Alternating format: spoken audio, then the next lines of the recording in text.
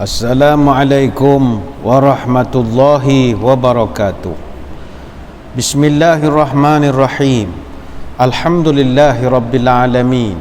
Wassalatu wassalamu ala asyrafil anbiya'i wal mursalin wa ala alihi wa sahbihi ajma'in. Na'udzu bi kalimatillahi tammati min syarri ma khalaq. Bismillahilladzi la yadurru ma'asmihi syai'un fil ardi wala fis sama'i wa huwa as-sami'ul alim. Nawaitu ta'alluma wa ta'lim wa tadhakkura wa tadhkir wa naf'a wal intifa' wal ifadah wal istifadah wal hatha 'ala tamassuki bi kitabillah wa sunnati rasulih wa du'a ilal huda wa dalalah 'alal khair ibtigha'a wajhillah wa mardatihi wa qurbihi wa thawabihi lillahi ta'ala. Yang dihormati para pegawai dan sukarelawan Masjid Negeri Sultan Ahmad I Kuantan, tuan-tuan guru, para alim ulama, para habaib, muslimin muslimat, hadirin hadirat, tuan-tuan puan-puan, mudah-mudahan dirahmati Allah sekalian. InsyaAllah pada malam ini kita akan membicarakan satu tajuk yang jarang-jarang diangkat ke permukaan, iaitu tajuknya sihir mata ataupun ainul hasad. Dalam bahasa Inggeris dipanggil evil's eye. Apakah yang dimaksudkan tentang sihir mata ini? Pernah satu ketika Rasulullah sallallahu alaihi wasallam jatuh sakit. Maka kata Abu Sa'id Al-Khudri dalam satu riwayat, datang Jibril alaihissalam berjumpa dengan baginda Nabi. Lalu berlakulah satu dialog. Ya Muhammad, ya Muhammadu ishtakaita. Jibril datang jumpa Nabi. Dia pun tanya, wahai Muhammad, nampaknya kamu sedang menderita, tengah sakit, menderita. Jawab Nabi, na'am, ya, saya sedang menderita sakit. Maka kata Jibril, bismillahi arqika min kulli syai'in yu'dhika min syarri kulli nafsin aw ainin hasidin Allahu yashfika bismillahi arqika. Bila Nabi beritahu, ya saya sakit, maka Jibril pun berkata, baiklah, dengan nama Allah saya ruqyah kamu, saya ubatkan kamu, jampikan kamu dari segala penyakit yang mengganggumu, dari segala kejahatan dalam jiwa, ataupun au ainin hasidin, dan saya ubatkan kamu daripada mata orang yang berdengki. Yang ini disebut sihir mata. Maka Allah telah menyembuhkanmu dan aku lakukan ruqyah kepadamu. Hadis riwayat Imam Muslim. Dalam riwayat lain daripada Aisyah radhiyallahu anha, anna idza ishtaka Rasulullah sallallahu alaihi wasallam raqahu Jibril qal bismillahi yubrika wa min kulli da'in yashfika wa min syarri hasidin idza hasad wa syarri kulli dhi ainin. Kata Aisyah radhiyallahu anha, apabila Nabi sakit, maka Jibril akan meruqyahnya dengan membaca, dengan menyebut nama Allah, aku meruqyahmu dari segala penyakit dan menyembuhkanmu, dan dari semua pendengki bila mereka dengki, dan segala yang memiliki titik jahat. Hadis riwayat Muslim dan Ahmad. Hadirin hadirat sekalian, beberapa hadis tentang pengubatan Jibril kepada Nabi ini yang digarisbawahkan adalah perkataan apabila disebut oleh Jibril satu penyakit ainin hasidin, iaitu orang yang mata pendengki. Itu yang disebutkan oleh Jibril. Lalu dibahaskan dalam banyak kitab oleh para ulama tentang kewujudan satu jenis masalah yang menimpa kita berpunca daripada pandangan mata orang. Baik itu barang perlu diingat, dalam suasana sekarang bukan semua sakit yang kita dapat kerana COVID-19. Tak. Ada penyakit-penyakit misteri yang orang sains tak boleh nak ulas apa sebab ianya berlaku. Salah satunya adalah ain ataupun mata, sihir mata. Dan penyakit ain itu adalah benda real, penyakit yang nyata wujudnya, benar-benar wujud, is a real deal. memang ada betul. Sampaikan Nabi menyebut dalam Al-Quran, Allah Ta'ala dia ada memberikan satu gambaran orang-orang yang memusuhi Nabi kita.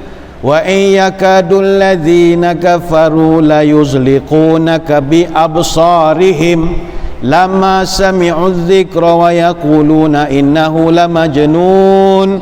Surah Al-Qalam ayat 51. Sesungguhnya orang-orang kafir itu benar-benar nak menjatuhkan kamu dengan mata mereka, dengan pandangan mereka, wahai Muhammad.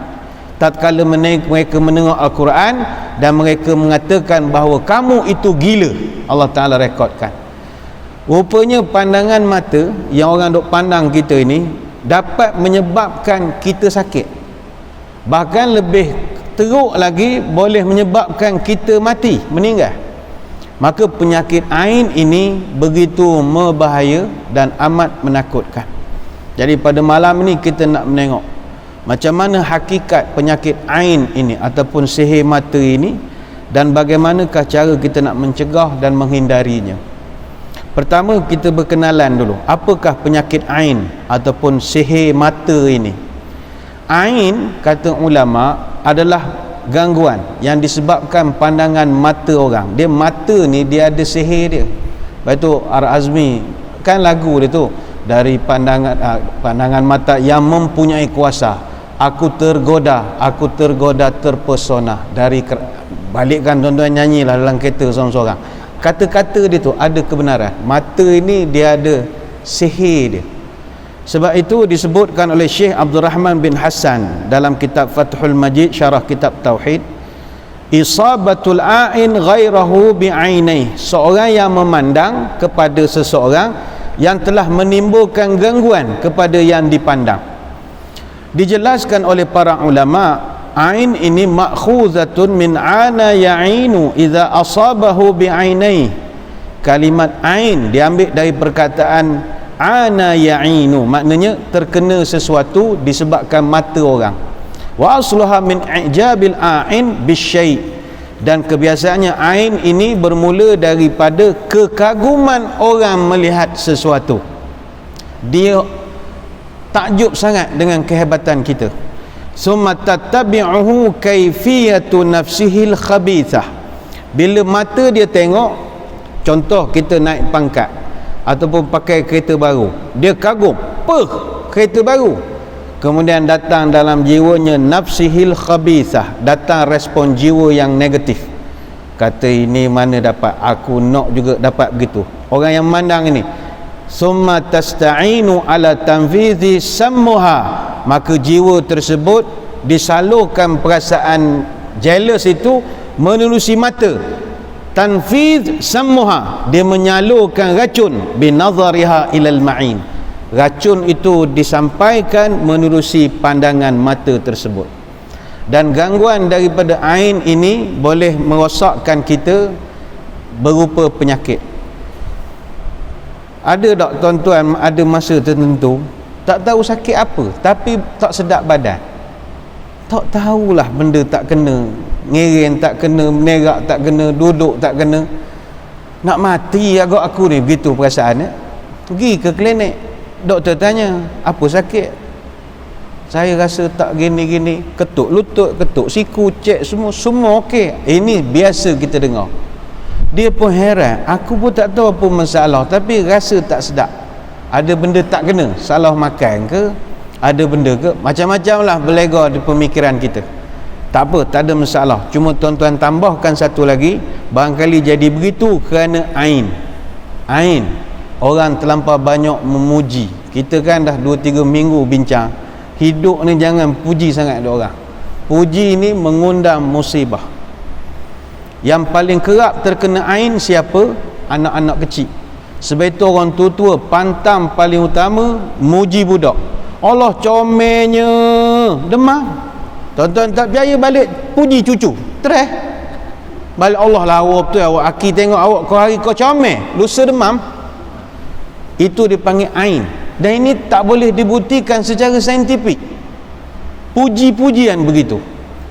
Dia kalau budak yang kena ain, tanda-tandanya dia menangis tak ada sebab musabab, tiba-tiba menangis. bagi handphone, tak nak berhenti menangis, nak kata lapar dak, sakit dak, tapi dia menangis je macam dia takut sesuatu, sampai apa yang tak nak makan jadi kuruh kering. Itu berlaku, dan benda ini pernah berlaku di zaman Nabi SAW. Sebagaimana dalam hadis dari Amrah daripada Aisyah radhiyallahu anhuma, dia bercerita, dakhala Nabi SAW fasami'a sauta sabi yabki faqal ma li sabiyikum hadha yabki hal astarqaitum lahu minal ain. Satu hari, kata Aisyah, Nabi masuk sebuah rumah, tiba-tiba Nabi dengar budak kecil menangis. Kita yang bila dah berumur ni, budak menangis kita kenal dia menangis sebab apa. Budak menangis mengantuk kita tahu, nangis meragam, ada benda tak kena kita tahu, nangis nak handphone toki dia kita pun tahu, kita kenal nangis budak. Jadi Nabi ni dia tahu nangis ni bukan nangis biasa. Nabi pun tanya, kenapa budak ni menangis? Mak dia jawab, tak tahulah ya Rasul, tak tentu arah menangis je kerja. Jadi kata Nabi, halla astarqaitum lahu minal ain, kamu tak cari ke orang yang boleh mengubat dia dari ain? Nabi sebut, awak tak cari ke orang yang boleh tiup-tiup sikit hilangkan ain dia itu? Ini hadis riwayat Imam Ahmad, artinya wujud ain. Begitu juga hadis daripada Jabir radhiyallahu anhu, bahawa Nabi pernah pesan pada Asma binti Umais radhiyallahu anha. Dia tengok anak Asma ni kuruh kering. Jadi Nabi tanya, anak awak ni makan ke tidak? Lapar, tak cukup makan ke? Maka kata Asma, tak, tapi anak saya ni, kata dia orang, dia ni kena ain. Maka kata Nabi, bacakan ruqyah kepada anak-anak kamu ni. Hadis sahih riwayat Imam Muslim. Maka penyakit ain itu benar wujudnya. Moden macam mana pun kita kena percaya ianya wujud. Mungkin bagi orang bandar, budak-budak muda, orang-orang sains duduk di Amerika lama, dia akan tanya, takkanlah pandang pun boleh timbul penyakit, takkan tengok je boleh tengok jadi penyakit. Orang pakai akal. Tapi apa kata Nabi kita? Al-ainu haqqun, ain itu betul-betul wujud. Nabi menyebut benar-benar wujud. Walau kana syai'un sabaqal qadara sabaqathul ainu, kalaulah ada benda yang boleh memotong takdir, maka yang memotong itu adalah ain. Ain, kata Nabi, punya betul wujudnya dia boleh potong takdir. Hadis riwayat Imam Muslim. Cuma tentang maksud memotong takdir itu, ini bahasa kiasan. Jangan pula kita dari segi akidah, hebat betul Allah takdirkan orang ni mati di sini, tapi kerana ain dia boleh takdir mati kat lain, tukar. Tak, dia ini bahasa kiasan nak menunjuk benda tu real, bersungguh-sungguh. Macam kita lah, kalau marah korang, aku kalau cari kau, aku cari sampai lubang cacing, kau jaga. Takkan sampai lubang cacing kita nak cari dia. Tak, bersungguh-sungguhnya kita akan cari dia kalau dia buat masalah. Jadi Nabi kata, ain ini benda yang real, benar-benar wujud. Kalau ada benda boleh potong mendahului takdir, ain akan dapat memotong takdir. Hadis riwayat Imam Muslim. Maka hadirin hadirat sekalian, percayalah ain itu wujud. Dan ain ini bukan sekadar boleh menyebabkan sakit, boleh bawa juga kepada kematian. Aktsaru man yamutu ba'da qada'illah wa qadrihi bil aini. Kata Jabir bin Abdullah, dia pernah dengar Nabi menyebut, antara sebab paling besar dan utama yang menyebabkan kematian pada umatku nanti selepas daripada takdir Allah adalah kerana kena ain. Hadis riwayat Al-Bazzar. Apa sebab berlakunya penyakit ain ini? Penyakit ain ini secara umumnya berlaku dua sebab. Pertama, kerana dengki, hasad. Dengki terhadap nikmat yang ada pada kita. Orang yang memiliki hasad terhadap orang lain, dia memandang orang tersebut dengan pandangan mata yang penuh dengan kedengkian, maka itu boleh mempanahkan dia punya ain dia. Sebab itu ulama menjelaskan, waqad amarallahu nabiyyuhu Muhammadan sallallahu alaihi wasallam bisti'azati minal hasad. Allah telah memerintahkan Nabi untuk sentiasa minta perlindungan daripada orang yang hasad. Faqala ta'ala wa min syarri hasidin idza hasad, dan berlindunglah dari keburukan orang-orang yang hasad. Surah Al-Falaq ayat 5. Fakulu a'in hasid wa laisa kull hasid a'inan. Maka ketahuilah setiap orang yang menyebabkan penyakit ain, maka mereka adalah orang yang hasad, tetapi tidak semua orang yang hasad itu boleh menimbulkan ain. Ada orang dia tak ambil berat hari ni, bagi dia lantaklah orang nak jala-jala dengan saya nak buat macam mana. Kita orang berjaya memang orang jala semua, jangan. Allah Ta'ala suruh berlindung daripada bahaya. Wa min syarri hasidin idza hasad. Apa sebab Allah suruh berlindung? Kalau Tuhan suruh berlindung, benda tu bahaya sungguh. Kita ambil contoh, kenapa Tuhan suruh berlindung pada setan? Sebab setan ni bahaya betul. Kalau benda tu tak bahaya, Tuhan tak suruh kita lindung pada benda itu. Artinya kalau Tuhan suruh tu buat je lah. Pagi-pagi kita baca mak surat, petang baca mak surat, mesti wa min hasidin iza min syarri hasidin iza hasad. Surah Al-Falaq ni mesti jadikan satu amalan. Jadikan bacaan, ya Allah jauhkan aku dari keburukan orang yang dengki. Mana ada orang yang tak dengki dengan kita? Sebab orang yang cipta kejayaan mesti didengki oleh orang lain. Jadi minta berlindung sajalah. Tapi kita kalau kena ain dengan orang yang dengki, itu kita boleh terimalah. Cuma yang kedua dia masalah. Kata ulama, ain ini juga boleh kita dapat dari orang yang tidak dengki dengan kita tapi kagum dengan kita, pun kena juga. Orang yang muji, orang yang menyanjung kita pun boleh menyebabkan kita ini kena ain. Dalilnya Abu Umamah bin Sahal radhiyallahu anhu bercerita, "Iqtazala Abi Sahl bin Hunayf bil Kharrar." Kata Abu Umamah, ayah saya dulu nama Sahal bin Hunayf. Dia pernah pergi mandi di satu kawasan bernama Al-Kharrar bil Kharrar. Kharrar ni mana duduk sekarang, dekat Mekah. Dia kawasan air terjun. Saya ingat tak ramai tuan-tuan di sini yang tahu di Mekah ada air terjun. Dia Al-Kharrar namanya, 35 km daripada Masjidil Haram. Dia kalau kita nak pergi, kita tempuh jalan Universiti Ummul Qura, lalu Mina, lalu Arafah. Dia lalu kawasan tu lah, 35 kilo daripada Masjidil Haram ada kawasan air terjun. Lawa, air terjun dia memang cantik. Jadi kata Abu Umamah, ayah kawan dulu pernah mandi di kawasan air terjun Al-Kharrar. Fanaza'a jubbatan kanat alaihi wa Amir bin Rabi'ata yanzuru. Sampai di kawasan air terjun, ayah saya buka jubah. Mana nak mandi, nak terjun dalam air, buka jubah. Mana pakai seluar pendek begitulah agaknya pakaian nak mandi ni. Masa dia buka jubah itu, ada seorang sahabat nama Amir bin Rabi'ah, pun geng-geng piknik jugalah, nak mandi juga. Faqal wa kana Sahlun rajulan abyad hasanal jildi. Faqala Amir bin Rabi'ah, ma ra'aitu kal yawm wala jilda azra. Dan kata Abu Umamah, ayah saya ni orang kulit putih.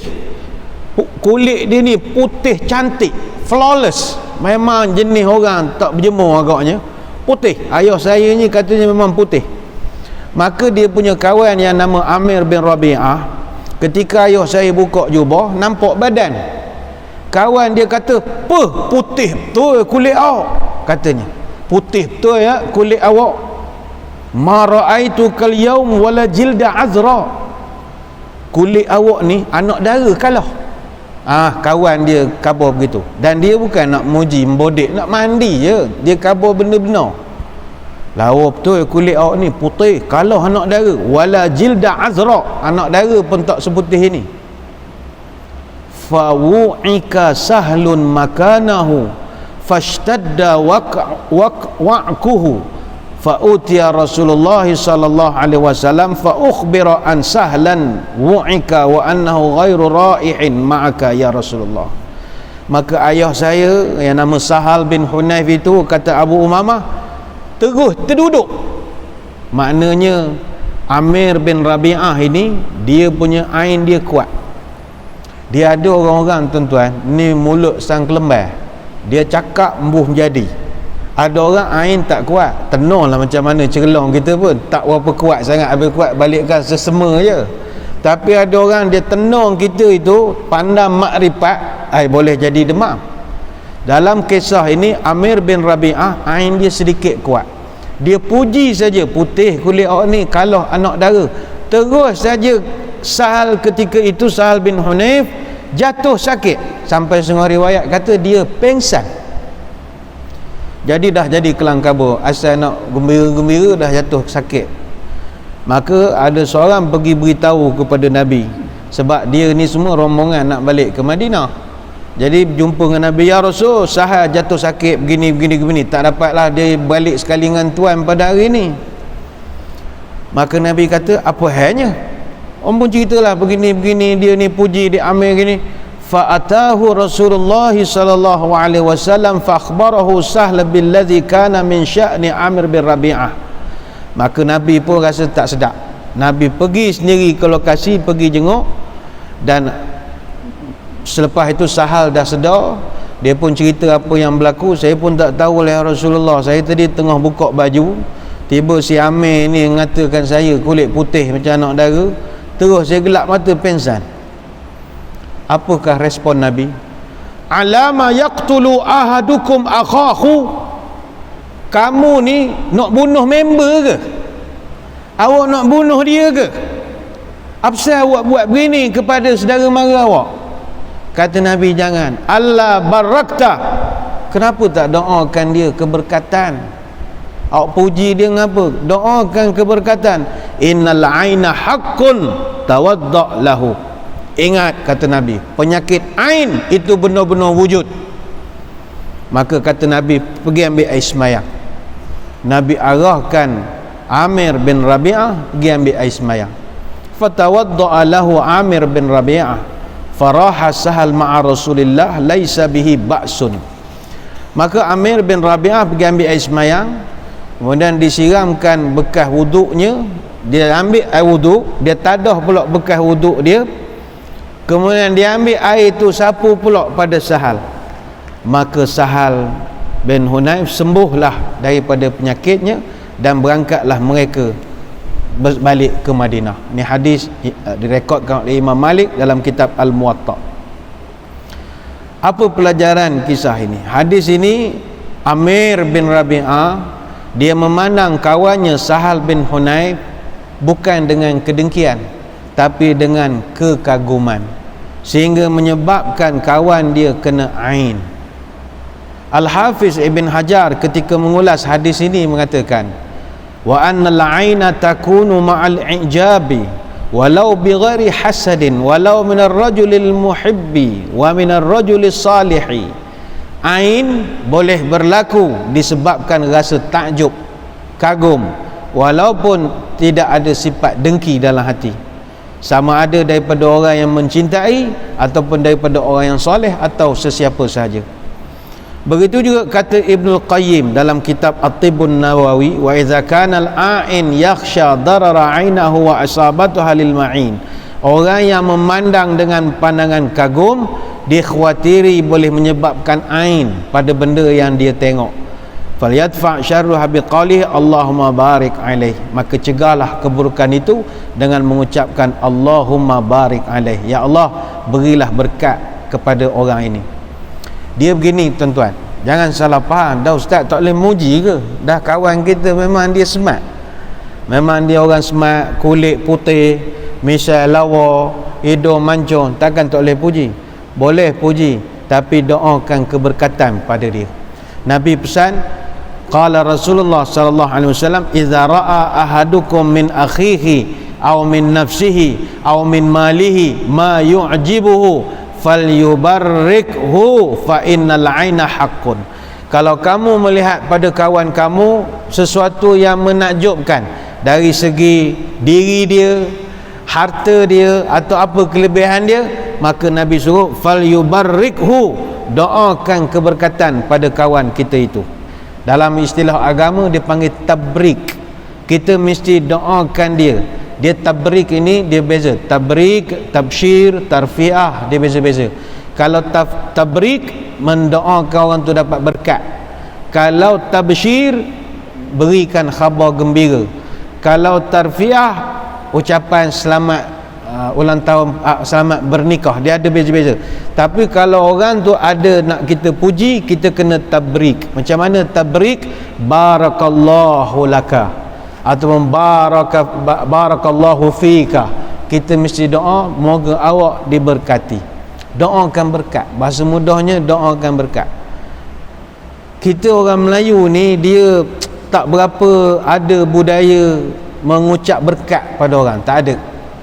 Orang Melayu ni tak tahu, dia payah betul nak mengucap berkat pada orang. Moga Allah berkati awak punya umur, moga Allah berkati awak. Dia payah. Sebab itu kalau orang Arab, dia orang tak henti-henti mulutnya mesti dia akan doa kepada kita, barakallahu fik, barakallahu laka, barakallah. Dia mesti puji begitu supaya pujian kita kepada kawan kita tak menyebabkan dia sakit. Awak ni smart betul ya, barakallahu fika. Mana ada orang Melayu cakap begitu? Oh tu ramai mereng je kepala, kena ain belaka lah tu. Tu semua kena ain. Bila puji barakallahu laka, barakallahu fika, termasuk cucu kita. Tuan-tuan balik pada masjid, tengok cucu lawa. Lawa pula cucu aku malam ni. Barakallahu fika. Selamat dia daripada ain. Isteri pun sama. Awak ni bila malam je lawa, barakallahu fik. Mesti doakan barakah. Bila tidak tabrik, ada jadi ain, kata Nabi. Sebab itu nak muji orang mesti ada at-tabrik. Tabrik ni makna mintakan keberkatan. Dia sekarang tuan-tuan, musim-musim sekarang, berkat ni benda modal terbesar dalam kita nak mengharungi zaman fitnah ini. Zaman banyak fitnah, modal paling utama kita perlu adalah berkat. Sebab itu doa yang Nabi ajarkan pada kita semua ada perkataan berkat. Tuan-tuan nak makan, apa doa? Allahumma barik lana fima razaqtana. Ya Allah, berkatkan makanan aku. Lepas tu sunat ukurnya kita memberi salam, menjawab salam dengan membaca wa rahmatullah wa barakatuh. Mesti ada berkat. Kita pergi rumah orang kahwin, doakan untuk pengantin. Apa doa kita? Barakallahu laka wa baraka alaika wa jama'a bainakuma fil khair. Semua kita doakan dengan keberkatan. Sebab berkat ni dia boleh menghalang musibah. Tak pastilah berkat ni boleh halang COVID-19 ataupun tidak, tapi secara umum berkat boleh menghapuskan musibah. Contoh tuan-tuan nak makan durian, kita adalah gula ada tinggi sikit, tapi orang dah hidang meraihkan tetamu. Jangan takut makan, tapi berkatlah. Bismillahirrahmanirrahim. Allahumma barik lana fima razaqtana wa qina azabannar. Ya Allah, aku tahu buah ni manis, ada kolesterol sekian-sekian, tapi aku nak meraihkan sahabat. Berkatilah makanan ni, jangan jadi mudarat aku malam ni. Bismillah. Takkanlah Tuhan tak jaga. Kita dah mohon berkat pada benda itu. Maka doakanlah keberkatan kepada saudara kita bila kita nak puji mereka. Nak puji kereta orang, motor orang, anak orang, apa saja, sebutkan barakallah, moga Allah berkati kamu. Tapi yang pentingnya tuan-tuan, bagi kita lah orang yang selalu dipuji ni, hati-hati dengan orang yang mengkagumi kita, puji-puji kita ni. Lepas tu kita selalu ulang dalam majlis-majlis kita Saban Minggu, jauhkan daripada jadi orang yang nak memburu populariti sehingga hidupnya dipuji siang malam pagi petang. Jangan. Orang yang hari-hari dipuji sakit orang tu, tapi dia tak tunjuk kat kita je, sakit sebenarnya, sebab ain ni penyakit. Baik tu kata Syekh Muhammad Saleh Al-Munajjid dalam kitab Fatwa Al-Islam Soal wal Jawab, wa bihadza yatabayyanu anna al-aina qad yanzuru ila surati syakhsi fil haqiqah au fit tilfaz. Ingat, ain boleh terjadi dengan orang melihat kamu secara mata, atau melihat kamu di dalam gambar, atau melihat kamu fi tilfaz, dalam televisyen pun boleh kena ain. Boleh kena ain. Tuan-tuan ingat penceramah siang malam masuk TV tak kena ain? Hak tu pensel lepas ceramah pensel usul ni ambulan. Ain. Orang kan kagum, hebat ustaz kita. Oh berani ustaz. Oh beres ustaz. Oh ustaz. Inilah ustaz yang paling best sekali. Demam dia. Dia tak ngabur kita demamnya. Lepas tu kalau nak muji, biarlah barakallahu fiik. Moga Allah berkati tuan gitu. Sebab tu kata Syekh Muhammad Saleh Munajjid, orang tengok gambar kita pun orang boleh nyebabkan ain. Orang Melayu kata kalau gambar pakai pinggan tak jadi ustaz. Dia tak kira, dia nak ke mata itu. Lepas tu pakai spek hitam dia bagusnya, pakai spek hitam selamat tak kena ain sangat. Orang tengok gambar boleh kena, termasuk aufit tilfas, orang menengok dalam televisyen.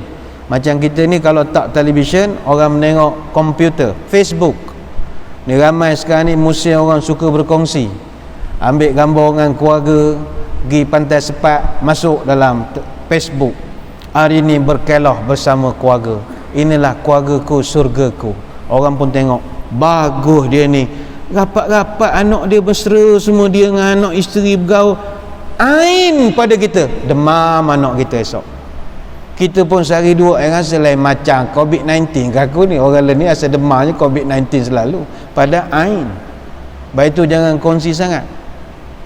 Waqad yasma'u awsafahu fayusibuhu bi'ainih, nas'alullah as-salamah wal afiyah. Kadang-kadang hanya dengan mendengar ciri saja boleh mendatangkan ain kepada seseorang, kata Syekh Muhammad Saleh Al-Munajjid. Sebab itu waspadalah kepada penyakit ain. Jangan kita dipuji secara melampau-lampau sangat. Dan yang paling merisaukan kita, kebanyakan daripada kita di sini ada akaun media sosial dan masing-masing seronok berkongsi perihal peribadi, gambar-gambar keluarga untuk nak tontonan umum. Sama ada sedar ataupun tidak, apa saja yang kita kongsikan akan ada mata yang menengok, dan mata itu ada sihirnya, dan ini benda real. Macam kita buat live Facebook, dia ada lambar mata tu, dia nak menunjukkan berapa eyeball yang sedang menengok kita sekarang. Sebab itu mata ni dia ada kiraan. Orang yang viewer kita berapa, orang yang like, share dan macam-macam lagi. Orang yang menengok ini, dia boleh membinasakan kita. Kalau dia tengok dengan kedengkian pun boleh merosakkan kita. Kalau dia tengok dengan kekaguman pun boleh merosakkan kita. Mungkin ada orang akan kata, alah ustaz ni lebih-lebih pula, mana ada, takkanlah kita nak share dalam Facebook boleh kena ain. Saya okey dah 10 tahun main Facebook, tak ada benda pun. Beginilah, ain ini dia tak perlu tunggu kita bila kena terus jatuh pensel menggelitik gede-gede dah. Ain ini kata ulama termasuklah simptom-simptomnya, macam COVID-19 pula. Simptom-simptomnya adalah jiwa gelisah, tak tenteram, tak karuan, mood swing, makan tak lalu. Ini semua simptom ain yang kita lalui semua. Ada hari tuan-tuan, hari bodoh orang panggil, ada hari bodoh kita, spek kita tak jumpa. Mana aku letak spek la ilah ubat tadai dah. Ada hari tu kita kena betul. Kelang kabut cari kunci tak jumpa, pintu tertepik peluk tangan pintu kereta. Ada yang miserable. Itu tanda-tanda kena ain. Macam sekarang di Malaysia, 1/6 rakyat Malaysia ada gangguan mental. Dan gangguan mental ini, jiwa gelisah, tak tenteram, tak keruan, mood berubah setiap masa, itu kan ain semua. Di Malaysia ini, dalam kajian Kementerian Kesihatan tahun 2020, penyakit mental akan jadi penyakit kedua tertinggi selepas penyakit jantung.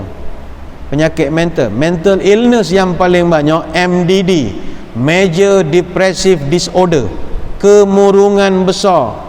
Dan sekarang ni 6.3% penduduk dewasa di Malaysia ada MDD, dan paling ramai perempuan. Lelaki ada 60,000 lelaki dewasa dan ada 110,000 wanita dewasa yang berdaftar sebagai pesakit MDD. Yang tak daftar duduk bawah jam tu tak daftar. Yang berdaftar saja, bayangkanlah itu ramai. Orang puan lagi mudah kena ain, sebab dia kan jangok. Dia pakai lawa, lipstick, lincu, dia lalu bawah pokok buluh, pusing kepala kita baru keluar masjid. Wow itu kena ain dia, tapi dia tak perasan, dia jadi tak karuan, jiwa tak tenteram. Dan kesannya orang yang ada MDD secara automatik kena penyakit fizikal. 48% penderita MDD akan kena satu penyakit kronik, sama ada jantung, buah pinggang, kencing manis, mesti ada. Itu baru MDD, tak masuk BD. BD ni bipolar disorder. 1.2% penduduk dewasa di Malaysia deritai sakit bipolar disorder, perubahan mood yang drastik, sekejap marah, sekejap ni, sekejap tu. Ini semua daripada asal usulnya adalah ain. Ada orang tanya, Ustaz, boleh tak ain ini kena pada barang, mana bukan pada orang? Kita kagum misalnya pada kereta orang, lawa kereta awak ya, lawa motor awak ya, bagai contoh. Boleh tak rosak jadi barang itu? Baik, para ulama mengatakan benda-benda yang tidak bernyawa, benda-benda mati juga boleh terkena ain. Kereta, rumah, handphone, semua boleh kena ain.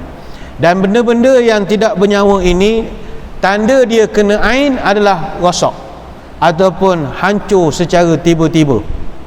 Sebab itu dalam hadis kata ulama, Nabi selalu berdoa, Allahumma inni as'alukal afwa wal afiyah fid dini wad dunya wa ahli wa mali. Ya Allah, aku minta ampun dan aku mohon keselamatan, jagalah agamaku, duniaku, keluargaku dan hartaku. Ya Allah, Nabi doa jagakan harta dia. Sampai Allah Ta'ala juga ada merekodkan dalam surah Al-Kahfi ayat 39, walaula iz dakhalta jannataka qulta ma sya'allahu la quwwata illa billah in tarani ana aqalla minka malan wa walada. Allah Ta'ala merekodkan, kata Allah Ta'ala, maka apabila, mengapakah kamu bila masuk ke dalam kebun itu kamu tidak ucapkan Masya Allah la quwwata illa billah, sekiranya kamu anggap aku lebih sedikit darimu dalam hal harta dan keturunan. Sebab itu ulama mengatakan, antaranya Ibnu Katsir, man a'jabahu syai' min halihi aw malihi aw waladihi falyaqul ma syaa Allah la quwwata illa billah, wa hadha ma'khudh min hadhil ayatil karimah. Dalam tafsir Ibnu Katsir, kata Ibn Katsir, orang yang kagum pada keadaan fizikal sesuatu, pada harta dia, pada anaknya atau pada diri dia, hendaklah dia mengucapkan masya Allah la quwwata illa billah. Contoh tuan-tuan, kata Ibn Katsir, bukan pada kereta, pada diri kita. Tuan-tuan balik rumah tengok cermin, sikat rambut, lawa pula aku hari ni, Masya Allah, sebut Masya Allah. Sebab kita akan mengain diri kita sendiri. Rupanya diri sendiri pun ain juga. Ini penyakit. Jadi bila tengok dalam cermin, manis pula pagi ni, Masya Allah, sebut Masya Allah. Tuhan selamatkan kita daripada ain. La quwwata illa billah, itu panjang lagi lah. Sebab Masya Allah pun okey dah. Ataupun kita keluar rumah, tengok kereta kita kilat lawa, bol lepas basuh kedai, lawa kereta kau pagi ni, Masya Allah, selamat kereta itu. Itu yang disebutkan oleh Ibnu Katsir, selamat. Dia kereta ni, percaya tak percaya kena ain ataupun tidak, kereta ni dia ada perasaan. Siapa khabar kereta tak ada perasaan?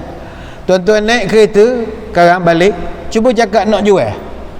Aku nak jual kereta, cari kereta lain besar sikit, nampak payah parking kereta gini. Esok maju start gek. Dia pun ada ain juga. Yang ni nak bukti secara sains tak ada, tapi pengalaman tuan-tuan melalui benda ni kan, borok sekejap tak boleh start dah. Baik, bagaimanakah cara kita nak mencegah daripada menimbul penyakit ain ini? Pertama, sebagian ulama berpendapat bahawa untuk mencegah ain, ketika melihat sesuatu yang mengkagumkan kita pada orang lain, ucapkanlah Masya Allah la quwwata illa billah. Mana tuan-tuan lalu ni kan nampak benda yang mengkagumkan, lawalah Masya Allah. Masya Allah ni jangan tinggalkan. Tetapi kata ulama, pendapat ini tidak kuat. Sebab ada pendapat yang lebih kuat lagi, iaitu dengan tabrik. Maka yang kedua kata ulama, Banyak hadis-hadis menunjukkan untuk mencegah ain adalah dengan tabrik, iaitu mendoakan keberkatan, sama ada dengan ucapan barakallahu fik ataupun barakallahu lakah.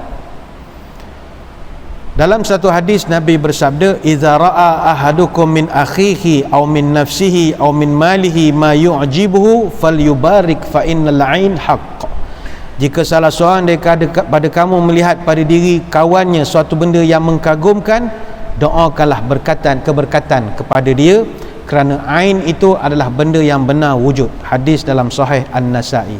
Jadi bacalah barakallahu fik ataupun barakallahu lakah. Apakah cara supaya kita tak terkena ain ini? Ini tadi yang pertama, kita dengan orang jangan puji tanpa ada pujian pada Allah. Dia ada ulama membahaskan kenapa Allah izinkan ain ni berlaku. Dia begini, alam ini Allah wujudkan, dia ada satu undang-undang, dia ada satu peraturan. Allah ni dia ada kecemburuan. Kalau orang memuji sesuatu tanpa melibatkan dia, itu kecemburuan Allah, kata ulama. Sebab kita dah berjanji dalam semayang, segala puji mesti hanya pada Allah saja. Contoh semayang lepas ni kan, alhamdulillahi rabbil alamin, segala puji-puji kan kita dah berjanji pada siapa? Allah, Tuhan sekalian alam. Sekali mamat ni engkau tadi kabur pujian semua untuk aku, engkau puji orang bagai nak gerak. Mana pujian mutlak untuk aku? Pujian mutlak hanya pada Tuhan. Jadi bila orang tu puji sesuatu tak melibatkan Tuhan, kalau dia kena pada muka, seolah begitulah, seolah begitu. Jadi bila puji mesti kaitkan dengan Tuhan. Comelnya anak awak ni, ya Allah, putihnya kulit, Masya Allah, Barakallah, selamat itu kaedah. Awak ni lawa betul ya, balik pada masjid pakai telekong, Masya Allah, Tabarakallah. Tak ada kena ain isteri kita. Apa saja mesti sandar pada Tuhan. Baik, yang pertama kata ulama, perkara pertama yang dilakukan untuk jauh pada penyakit ain adalah menghindari diri daripada sikap suka menunjukkan kelebihan kita, mempamer-pamer kelebihan. Sebab orang memandang banyak. Baik tu tuan-tuan, nak share dalam Facebook silakan, tapi jangan kerak sangat. Kita tak semua orang friend kita. Ada orang dalam tu dia menengok, dia ni hari-hari bahagia. Kita nak kongsi bahagia, tapi orang menyampah biji mata menengok. Kita suami isteri, depan-depan orang nunjuk romantik, orang menyampah sebenarnya. Yang ni panggil ling, panggil yang depan-depan orang. Ling mana ayam punya depan-depan orang? Awak kat 60 dah umur. Ling yang balik melayang ling. Orang nyampah tu ramai. Ain lah. Lepas tu jangan nunjuk sangat. Jangan nunjuk, biasa sudah. Jangan mempamer.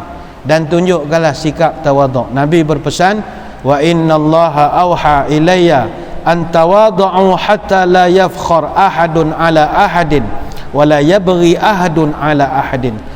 Allah telah mewahyukan kepada aku supaya sentiasalah merendah diri, supaya tidak ada seorang pun berbangga diri pada yang lain dan tidak ada yang berlaku zalim antara satu sama lain. Hadis riwayat Imam Muslim. Maka tuan-tuan, sedapat-dapat mungkin hindarilah dari menyebut-nyebut kekayaan kita, tak payah.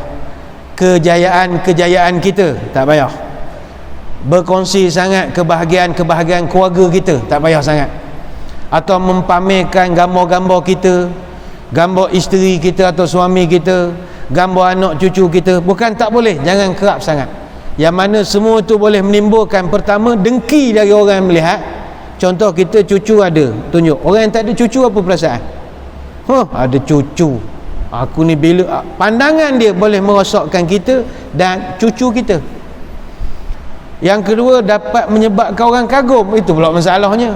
Bagus betul dia ni, anak beranak rapat mesra-mesra semua sama dia, ayah anak semua. Allah, kekaguman berlebihan juga merosakkan.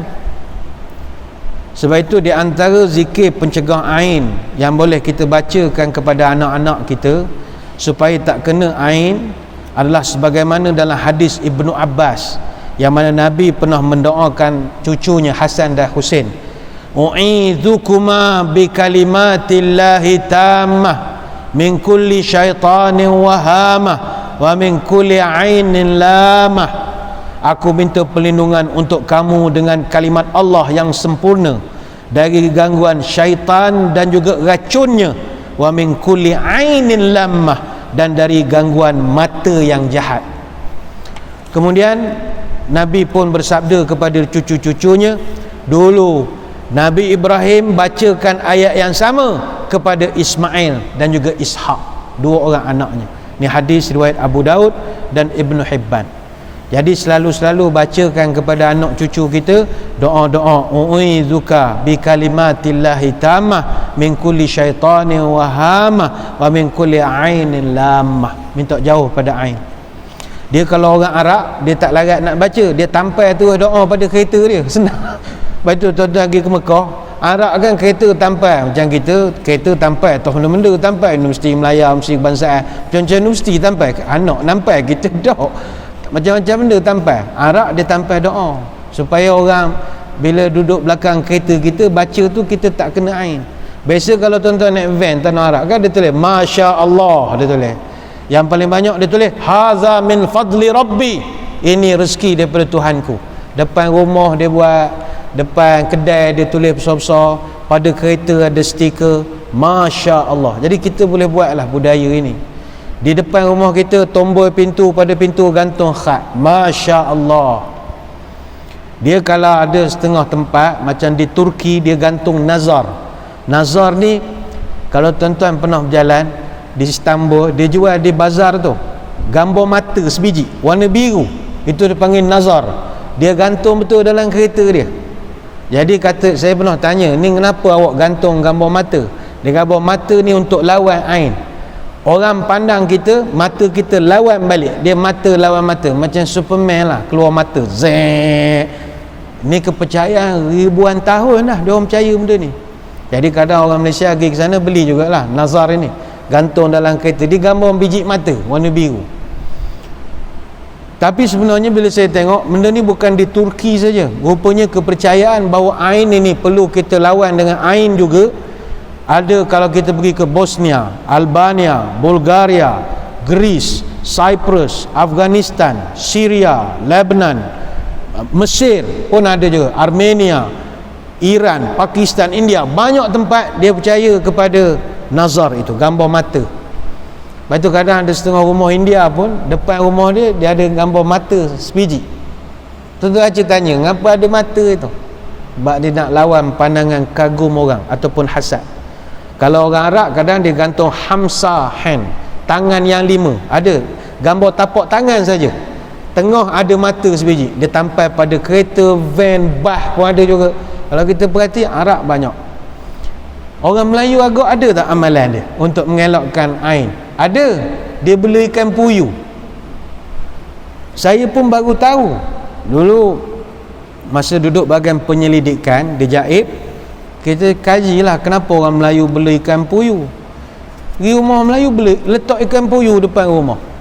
Bila tanya kenapa makcik bela ikan puyuh, dia kata ikan puyuh boleh mengelak sihir. Kenapa pula boleh mengelak sihir? Sebab dia kata sihir ni dia tak boleh masuk rumah kalau rumah tu ada mata yang terbuka. Kalau mata tutup baru sihir masuk. Munasabah juga ya. Batu rumah orang pencen, anak-anak tak duduk sekali, dia orang pencen pukul 10 buruk dah mata, tidur dah. Sedar-sedar kena ikat dah dengan orang merampak. Kena pukau tak sedar. Sebab dia tidur awal. Rupanya bila mata tertutup, orang boleh jampi serapah. Tiuk, kita semua pensan. Tapi kalau dalam rumah ada mata terbuka, sihir tak boleh masuk. Ni orang tutu punya petua. Ada munasabahnya juga. Ada munasabah. Jadi kata komen ni malam buruk dah mata. Tapi sebab ada ikan puyuh kan tak pernah tutup mata. Jadi sihir tu tak masuk. Munasabah juga. Yalah petua ya. Petua ni tak boleh nak plekeh. Tuan-tuan makan durian, lepas makan minum air dalam pangsa durian. Ilmu benda tu. Petua ni tak boleh kata. Dia tapi rasa nak suka pun ada. Dah berapa ikan puyuh, semua ikan tak tutup mata. Berapa boleh puyuh ya, banyak ikan koi pun boleh.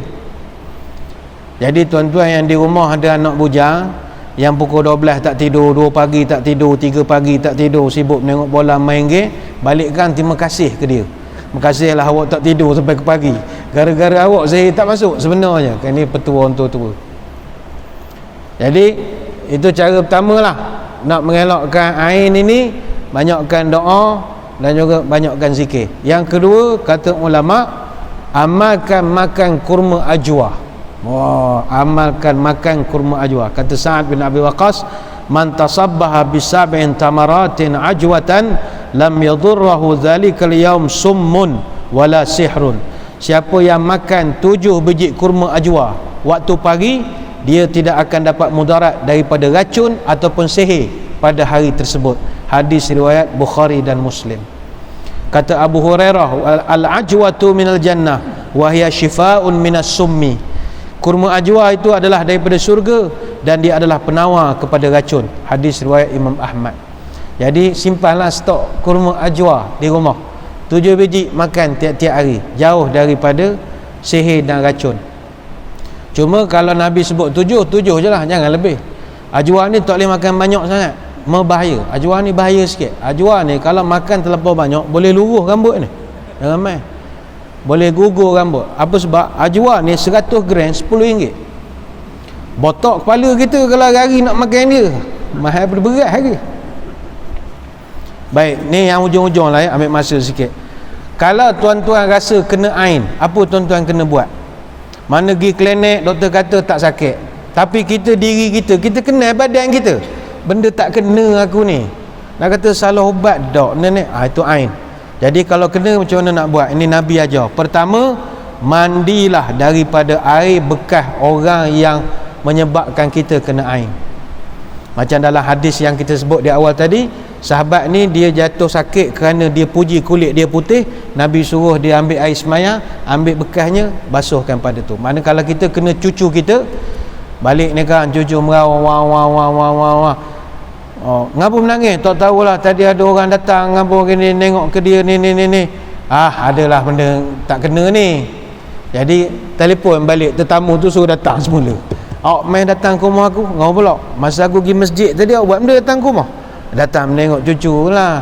Awak puji dia ke? Adalah sikit-sikit. Awak tak tahu dia dah menangis. Awak mandi sekarang, suruh dia mandi rumah kita. Tadahkan air, ambilkan air tu siram atas cucu. Ini bukan saya ngajar, Nabi ngajar. Ambil air. Ni kalau cucu kita kena lah. Dia moleknya kita ni tuan-tuan, hari-hari elok amat mandi air sejuk. Orang Melayu sekarang ni dah tak mandi air sejuk. Semua rumah ada hot shower belaka. Macam duk Amerika mandi air panas hari-hari. Mandi air sejuk. Tengok orang tua-tua lu mandi air perigi sejuk. Sebab air sejuk ni dia boleh matikan benda panas. Khuliqatil malaikatu min nur wa khuliqal janu min marijin min nar. Kata Aisyah, malaikat dicipta pada cahaya, jin dicipta pada api. Jadi bila benda tu panas, kita mandi air sejuk, matilah dia. Sebab kita hari-hari mandi air panas juga, lagi subur dan makmur lah jin tu mandi air sejuk. Lepas tu orang kampung mandi perigi, lari jin kena air sejuk. Itu sejuk betul.